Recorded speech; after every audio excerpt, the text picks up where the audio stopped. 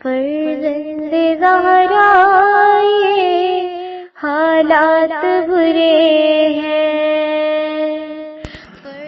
کاشانہ بصیرت ایک ایسا مکمل یوٹیوب چینل جس پر محروم بصارت کے لیے بالخصوص اور تمام افراد کے لیے بالعموم سینکڑوں کی تعداد میں اسلامی کتب دستیاب ہیں. لہذا گزارش ہے کہ آپ اپنی ذمہ داری نبھاتے ہوئے کاشانہ بصیرت کو سبسکرائب کرنے کے ساتھ ساتھ بیل آئیکن کو پریس کیجئے تاکہ آپ علم کے حصول کے ساتھ ساتھ مذہب اہل بیت کی اشاعت میں بھی اہم کردار ادا کرتے رہیں. کاشانہ بصیرت. فرزند زہرا یہ حالات برے ہیں. بسم اللہ الرحمن الرحیم. السلام علیکم سامعین. کاشانہ بصیرت کا یوٹیوب چینل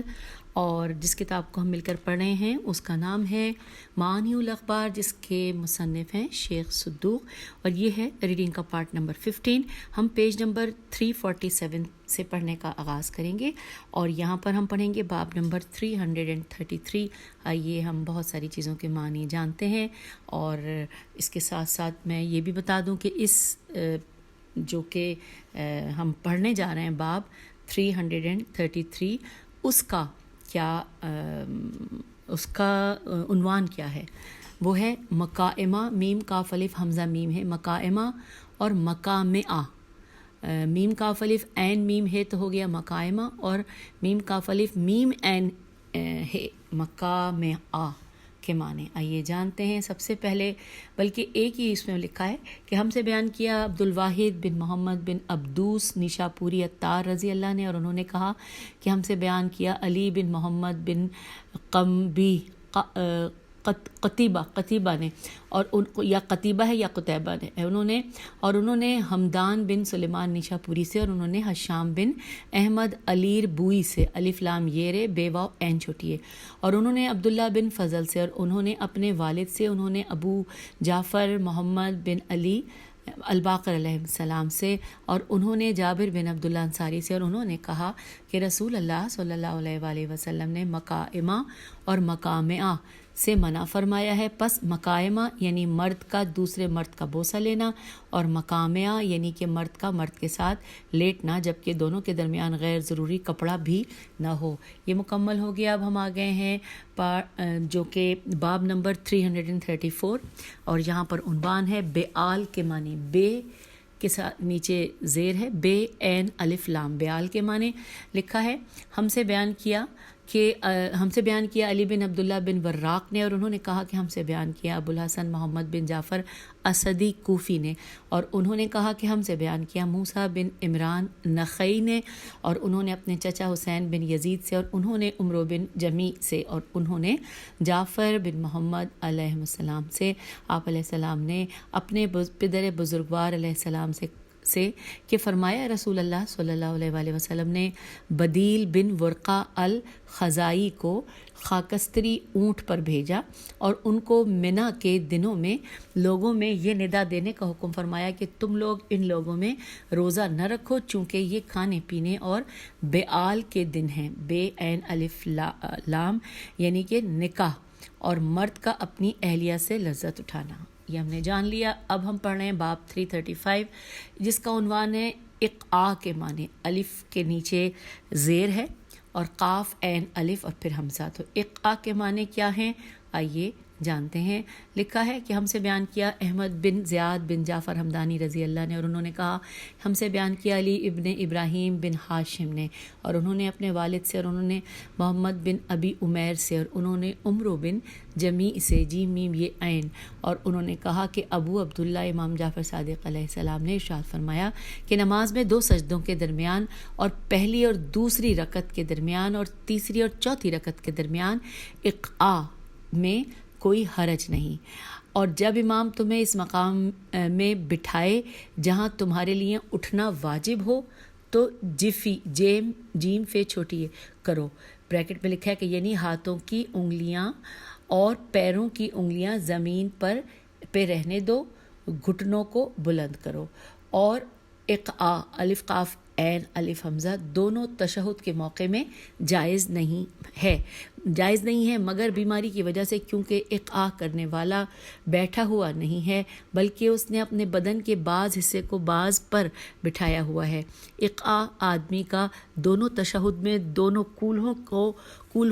کو دونوں ٹانگوں پر رکھنا اور اقعاء کی کیفیت میں بیٹھ کر کھانا کھانے میں کوئی حرج نہیں ہے، کیونکہ یقیناً رسول اللہ صلی اللہ علیہ وآلہ وسلم نے بھی اقعاء کی حالت میں کھانا کھایا ہے۔ ہم پیج 348 پر آ گئے ہیں۔ ہم یہاں پر باب پڑھنے جا رہے ہیں جس کا نمبر ہے 336 اور عنوان ہے متی طاق کے معنی۔ میم پہ پیش ہے، میم توئے یہ توئے الف حمزہ۔ آئیے متیتا کے معنی جانتے ہیں۔ لکھا ہے ہم سے بیان کیا احمد بن زیاد بن جعفر ہمدانی رضی اللہ، اور انہوں نے کہا کہ ہم سے بیان کیا علی بن ابراہیم بن ہاشم نے، اور انہوں نے اپنے والد سے، انہوں نے محمد بن ابی عمیر سے، اور انہوں نے عمرو بن جمیع سے، اور انہوں نے کہا کہ ابو عبداللہ امام جعفر صادق علیہ السلام نے فرمایا کہ مجھ سے بیان کیا میرے پدر بزرگوار علیہ السلام نے۔ آپ علیہ السلام نے اپنے پدر بزرگوار علیہ السلام سے، اور آپ علیہ السلام نے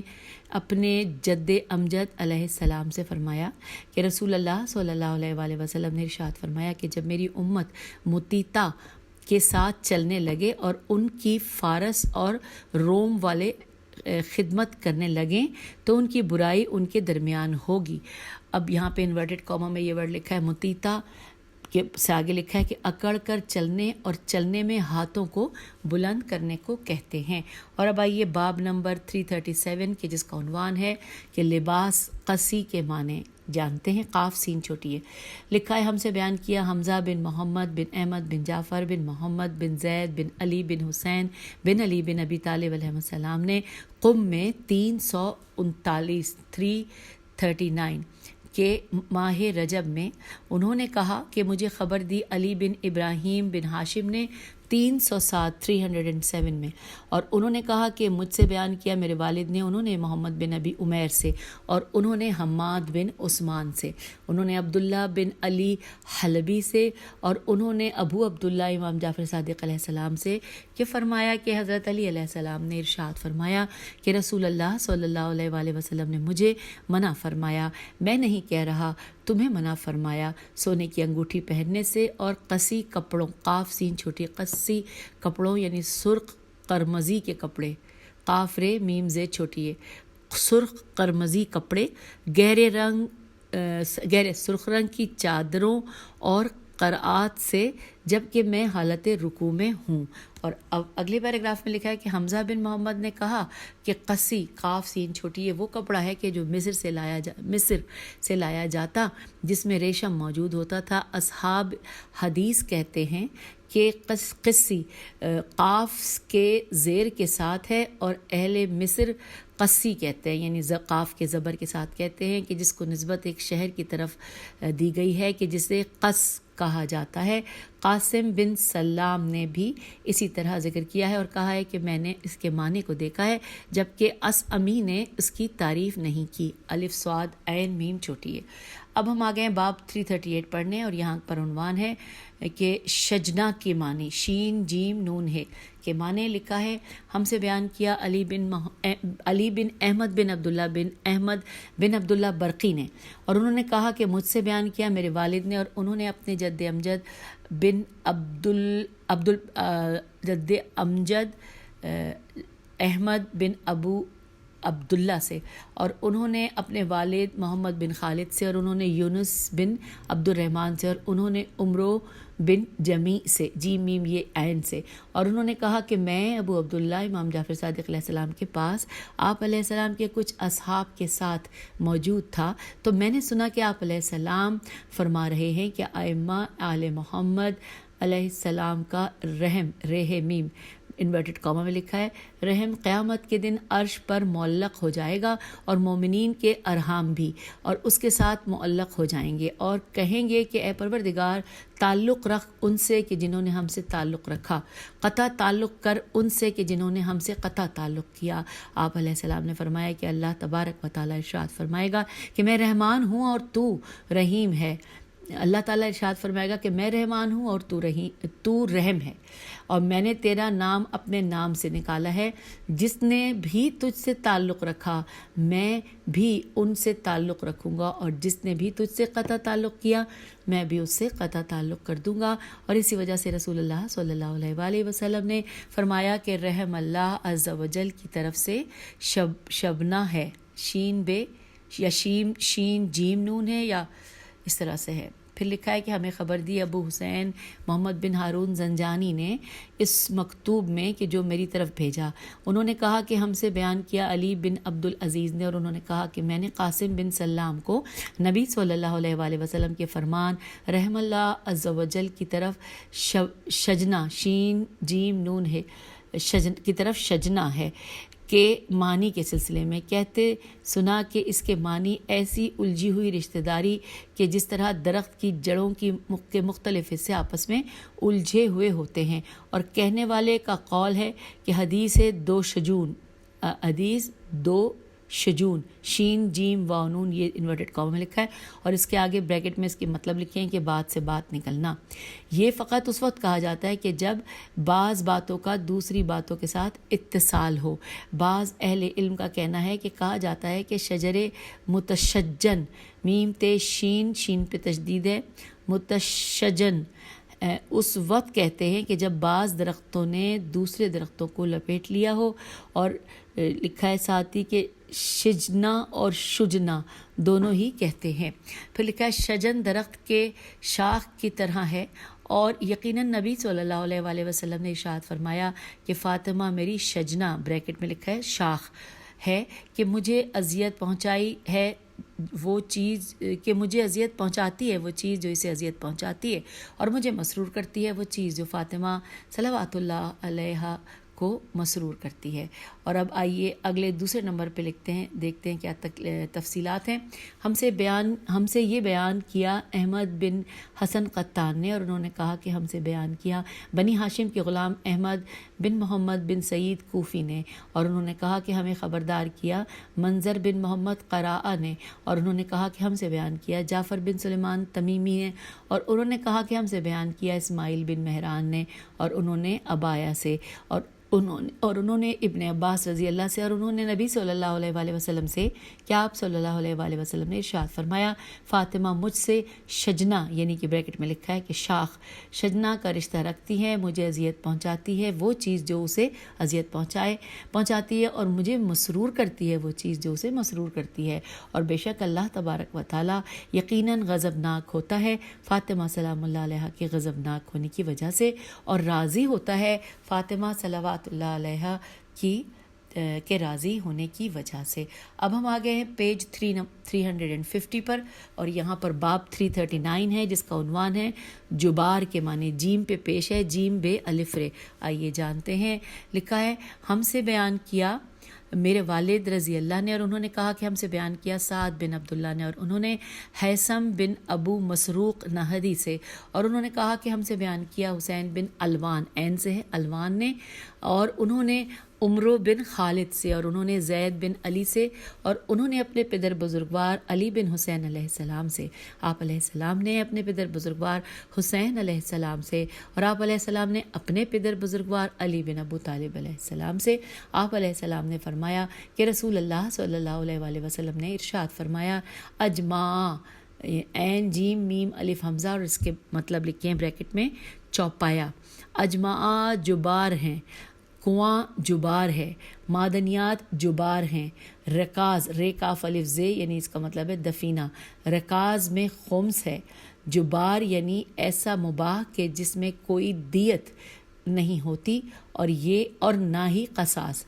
پھر لکھا ہے اگلے پیراگراف میں کہ ہمیں خبر دی ابو الحسین محمد بن ہارون زنجانی نے، اور انہوں نے کہا ہم سے بیان کیا علی بن عبدالعزیز نے، اور انہوں نے قاسم بن سلام سے، اور انہوں نے کہا کہ اجماع چوپایا ہی ہیں، مگر ان کا نام اجماع یعنی بریکٹ میں لکھا ہے مطلب گونگے اس لیے رکھا گیا چونکہ یہ جانور کلام نہیں کر سکتے، اور ہر وہ کہ جو کلام کرنے پر قادر نہ ہو وہ عجم اور مستعجم ہے، الف عین جیم میم اور میم سین تے عین جیم میم ہے، اسی سے امام حسن علیہ السلام کا فرمان ہے کہ صلاۃ النہار اجمعہ، یعنی کہ دن کی نماز گونگی ہے، گویا کہ آپ صلی اللہ علیہ وآلہ وسلم نے فرمایا کہ تم دن کی نماز میں قرات کو نہیں سنو گے۔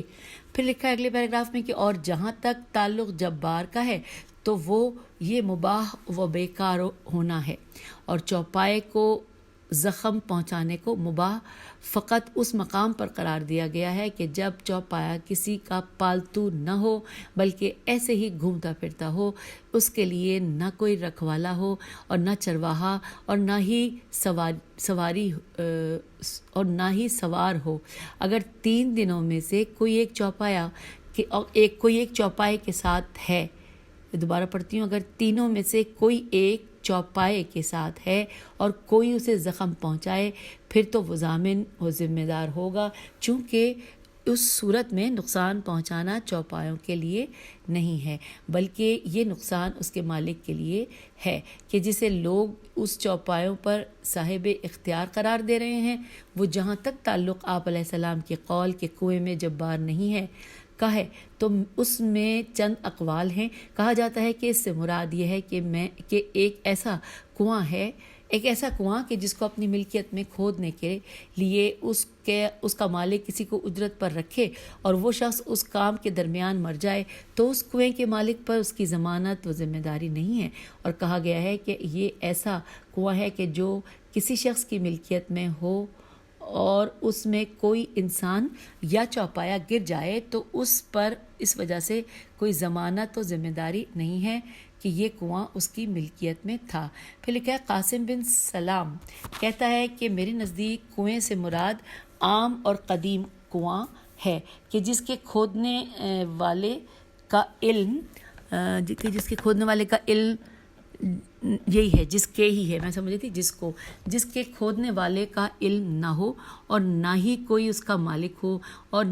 اور یہ کنواں کسی وادی میں ہو کہ اس میں کوئی انسان یا چوپایا گر جائے تو یہ اسی طرح بے قیمت و مباح ہے کہ جس طرح کوئی شخص زمین کے وسیع بیابان میں قتل شدہ پایا جائے کہ جس کے قاتل کے متعلق کچھ معلوم نہ ہو اور اس کے نتیجے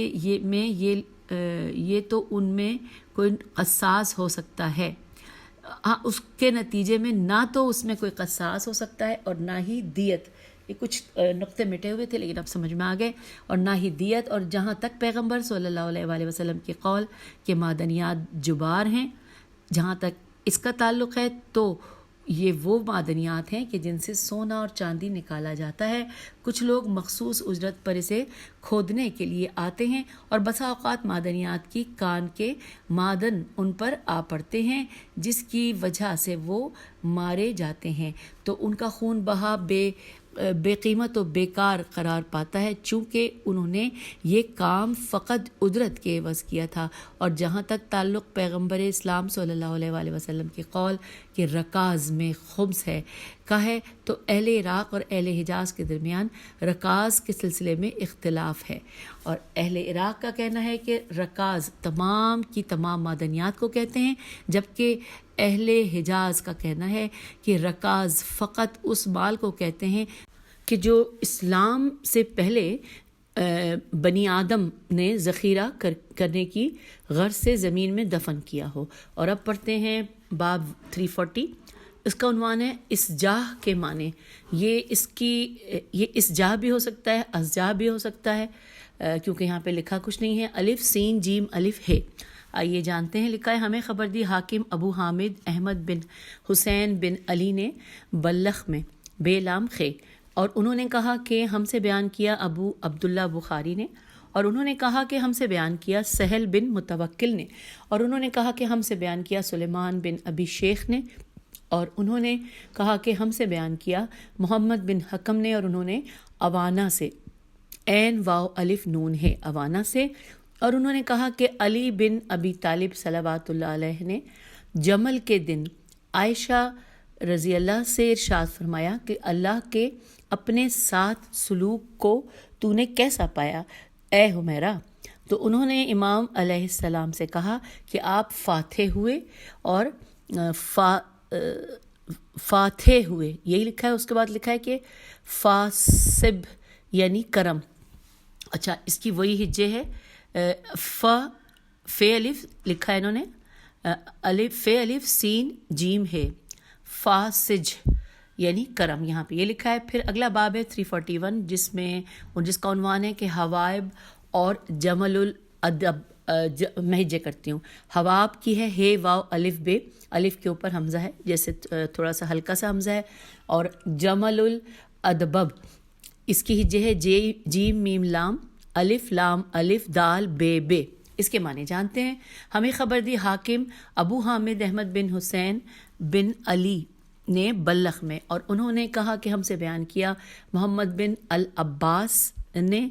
हमसे बयान किया मोहम्मद बिन अल अब्बास ने, और उन्होंने कहा कि हमसे बयान किया इब्राहीम बिन इसहाक ने, और उन्होंने कहा कि मुझसे बयान किया इब्राहीम बिन सईद ने, और उन्होंने कहा कि हमसे बयान किया अबू नईम ने, और उन्होंने कहा कि हमसे बयान किया असाम बिन कदामा ने, ऐन स्वाद अलिफ मीम, असाम बिन कदामा ने, और उन्होंने अकरमा से, ऐन काफरे मीम है अकरमा से, और उन्होंने इब्ने अब्बास से, और उन्होंने नबी सल्लल्लाहु अलैहि वसल्लम से कि आप सल्लल्लाहु अलैहि वसल्लम ने अपनी ख़वातीन से इरशाद फरमाया कि ए काश मैं जान लेता कि कौन है कि जो जमल अदबब जीम मीम लाम अलिफ दाल बे बे,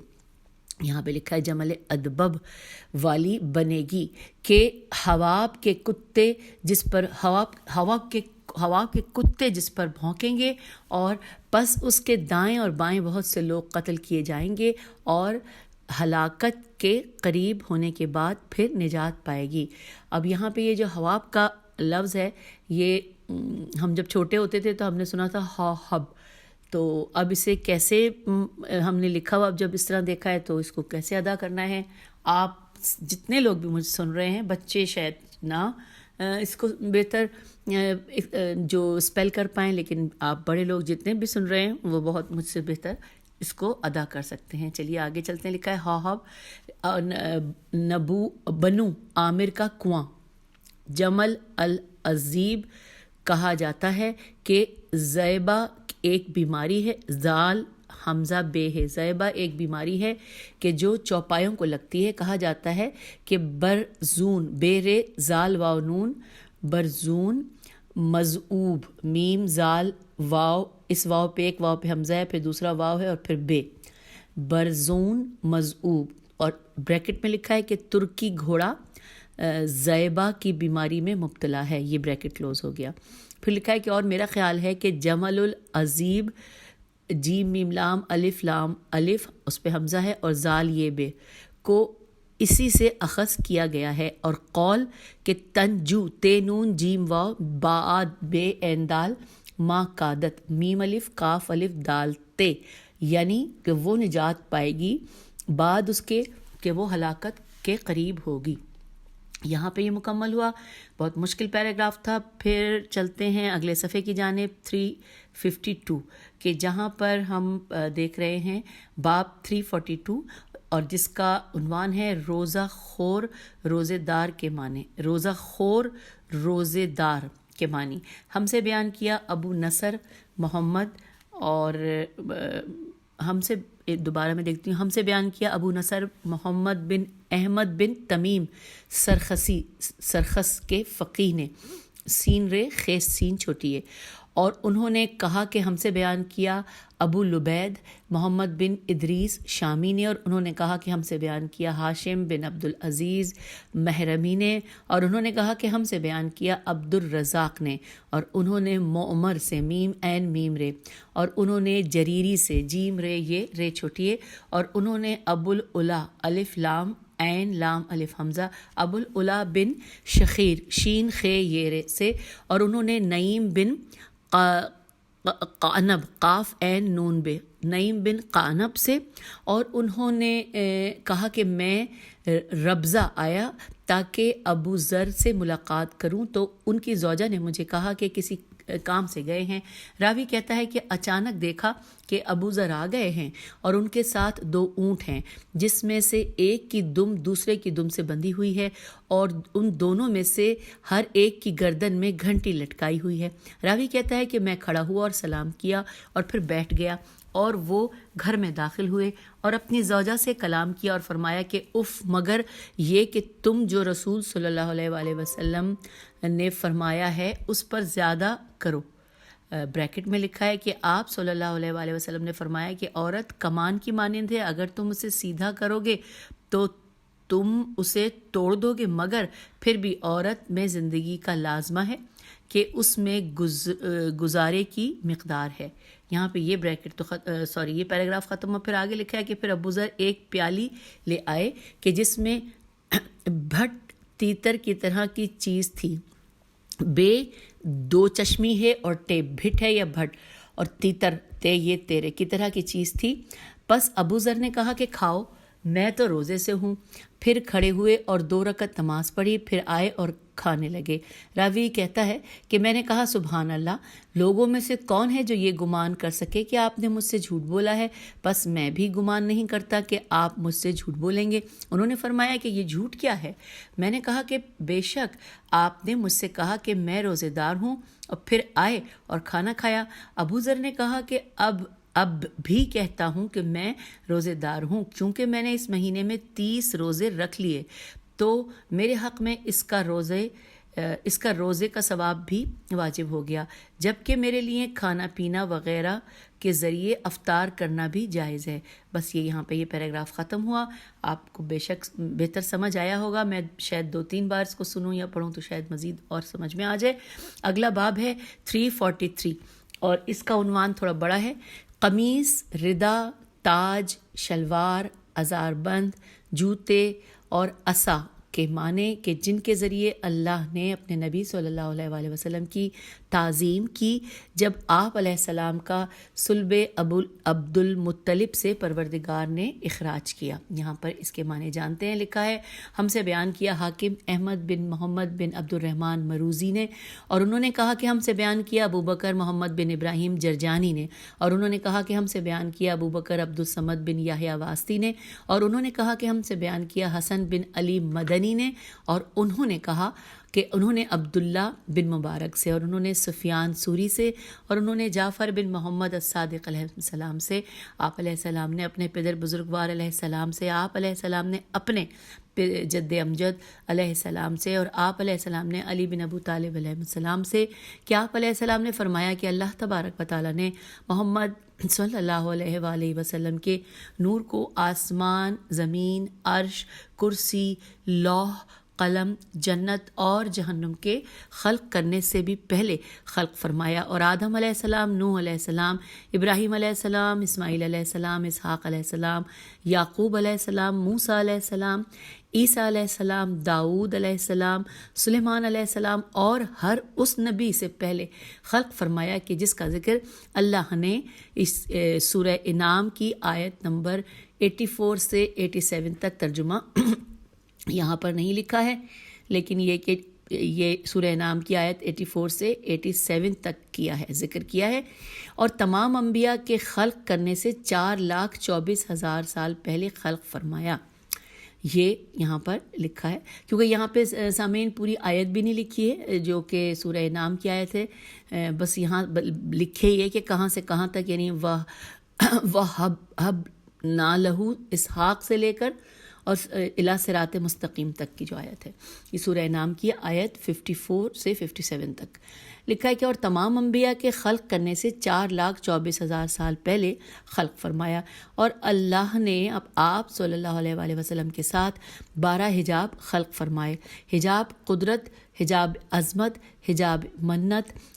منت و احسان، حجاب رحمت، حجاب سعادت، حجاب کرامت، حجاب منزلت، حجاب ہدایت، حجاب نبوت، حجاب رفعت، حجاب ہیبت اور حجاب شفاعت، اور پھر محمد صلی اللہ علیہ وآلہ وسلم کے نور کو حجاب قدرت میں 12,000 سال رکھا گیا، جبکہ آپ صلی اللہ علیہ وآلہ وسلم کا نور کہتا رہا کہ سبحان ربی الاعلیٰ و بحمدہ، کہ پاک ہے میرا پروردگار جو کہ اعلیٰ ہے اور اسی کے لیے حمد ہے، اور حجاب عظمت میں 11,000 سال تک رکھا گیا، جبکہ آپ صلی اللہ علیہ وآلہ وسلم کا نور کہتا رہا سبحان عالم السر، پاک ہے تمام رازوں کا جاننے والا. اور حجاب منت و احسان میں 10,000 سال رکھا گیا، جبکہ آپ صلی اللہ علیہ وآلہ وسلم کا نور کہتا رہا کہ پاک وہ جو قائم ہے کہ جس کے امور بیکار نہیں ہوتے. اور حجاب رحمت میں 9,000 سال رکھا گیا، جبکہ آپ کا نور کہتا رہا کہ پاک ہے جو بلند و اعلیٰ ہے. اور حجاب سعادت میں 8,000 سال رکھا گیا، جبکہ آپ صلی اللہ علیہ وآلہ وسلم کا نور کہتا رہا کہ پاک ہے وہ جو دائمی ہے کہ بھولتا نہیں ہے. اور حجاب کرامت میں 7,000 سال رکھا گیا، جبکہ آپ صلی اللہ علیہ وآلہ وسلم کا نور کہتا رہا کہ پاک ہے وہ جو ایسا غنی ہے کہ فقیر نہیں ہوتا. اور حجاب منزلت میں 6,000 سال رکھا گیا، جبکہ آپ صلی اللہ علیہ وآلہ وسلم کا نور کہتا رہا کہ پاک ہے جو بردبار اور کریم ہے. اور حجاب ہدایت میں 5,000 سال رکھا گیا، جبکہ آپ صلی اللہ علیہ وآلہ وسلم کا نور کہتا رہا کہ سبحان ذی العرش العظیم، کہ پاک ہے عظیم عرش کا مالک. اور حجاب نبوت میں 4,000 سال رکھا گیا، جبکہ آپ کا نور کہتا رہا کہ پاک ہے عزت والا پروردگار ان اوصاف سے کہ اس کے بارے میں کافر لوگ بیان کرتے ہیں. اور حجاب رفت میں 3,000 سال رکھا گیا، جبکہ آپ صلی اللہ علیہ وآلہ وسلم کا نور کہتا رہا کہ پاک ہے ملک اور ملکوت کا مالک. اور حجاب ہیبت میں 2,000 سال رکھا گیا، جبکہ آپ کا نور کہتا رہا کہ سبحان اللہ و بحمدہ، کہ پاک ہے اللہ اور اسی کے لیے حمد ہے. اور حجاب شفاعت میں 1,000 سال رکھا گیا، جبکہ آپ صلی اللہ علیہ وآلہ وسلم کا نور کہتا رہا سبحان ربی العظیم و بحمدہ، کہ پاک ہے میرا پروردگار جو کہ عظیم ہے اور اسی کے لیے حمد ہے. پھر پروردگار نے آپ صلی اللہ علیہ وآلہ وسلم کے نام کو لوح پر ظاہر کیا، تو یہ نام لوح پر 4,000 سال منور و روشن رہا. اور پھر پروردگار نے اسے عرش پر ظاہر کیا، تو گوشہ عرش پر 7,000 سال تک جلوہ گر رہا، یہاں تک کہ اللہ نے اسے آدم علیہ السلام کی صلب میں رکھا، اور پھر اسے آدم علیہ السلام کی صلب سے نوح علیہ السلام کی صلب کی طرف منتقل کیا، اور پھر ایک صلب سے دوسرے صلب کی جانب، یہاں تک کہ پروردگار نے آپ علیہ السلام کو نور کو عبداللہ بن عبد المطلب علیہ السلام کے صلب سے خارج کیا، تو ان کا 6 چیزوں سے اکرام فرمایا. انہیں رضا کی قمیص پہنائی، ہیبت کی ردا اڑھائی اور تاج ہدایت کو سجایا، معرفت کی سراویل و لباس پہنایا، ان کے تے کاف اور کاف تجدید تکہ محبت کو ازار بند قرار دیا تاکہ اس سے وہ اپنی سراویل کو باندھیں. خوف کے جوتوں کو ان کے جوتے قرار دیا، ان کے ہاتھ میں منزلت کی عصا کو دیا. اور پھر پروردگار عالم نے آپ علیہ السلام سے فرمایا کہ اے محمد، آپ صلی اللہ علیہ وآلہ وسلم سے فرمایا اے محمد، لوگوں کی طرف جاؤ اور انہیں کہو کہ کوئی خدا نہیں ہے سوائے اللہ کے، اور محمد اللہ کے رسول ہیں. اس قمیص کی اصل 6 چیزوں سے تھی. اس کی لمبائی یاقوت سے، اس کی آستینیں لولو سے، دامن زرد بلور سے، اس کے بغل کے نیچے کا حصہ زبرجد سے، اور اس کے گریبان سرخ مرجان سے، اور اس کی جیب رب جل